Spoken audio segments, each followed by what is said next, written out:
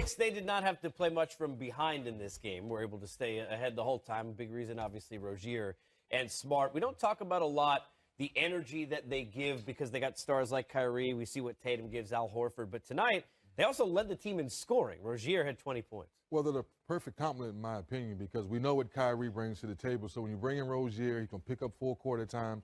We know he can break his man down and get to the basket.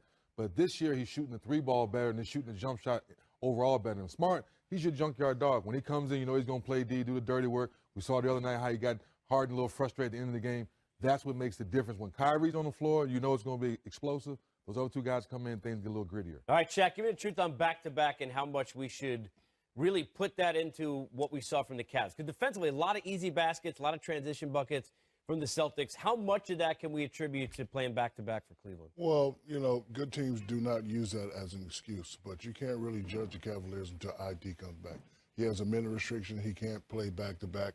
But, you know, the Celtics, they know to get out of the East, they got to go through Cleveland Cavaliers. They're playing at home.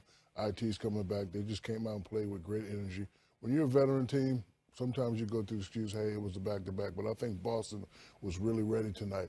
You know, by them winning this game, it was good for their psyche. You mentioned IT. Obviously, we don't see him on the floor tonight. It was great to see him. And yeah, look, you got 17 minutes and 17 points, 19 minutes. Pretty good first game. But nice ovation from the crowd. Regardless of what happened in Shaq said with the business aspect, that wasn't the relationship with the city. And after everything that he went through, and look, you've been through it, with the loss of a family member, I think that relationship will continue to be tight no matter what. For 2.5 years, in that organization, the fan base saw what Isaiah Thomas gave them. So I thought it was an excellent job for them giving the stand ovation. After the game, having the fans, the ushers, some of the ownership group, different people that I know that he touched their lives in just a short 2.5 years. But sometimes you may be in an organization 5 to 7, sometimes 8 years. But let you know he put his imprint in that community as well. So happy to see everyone do the right thing for him. He's a classy guy, took the high road. We know he's handled this well, Shaq, regardless. But how tough is that?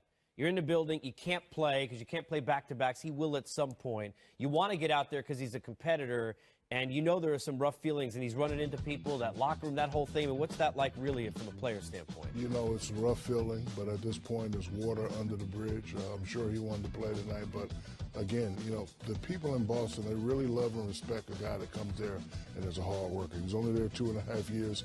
He did that. The town loves him. If he does have beef with somebody, it's probably with Danny Ainge. Rumors are they had a you know, behind the door closed meeting. I don't know what was said. It really doesn't matter what was said. But again, you know, it's different reasons why you get traded. You're a disruption to the team. We draft you and you're not doing whatever, or the business of basketball. And, you know, for his circumstance, it was the business of basketball. You know, Danny Ainge said, you know, we got a guy that's a little bit older, deserving max dollars. We have a disgruntled player in Cleveland who's the same, sometimes better. I'm going to go with the younger, disgruntled guy out of Cleveland, and they traded him straight up for Kyrie Irving.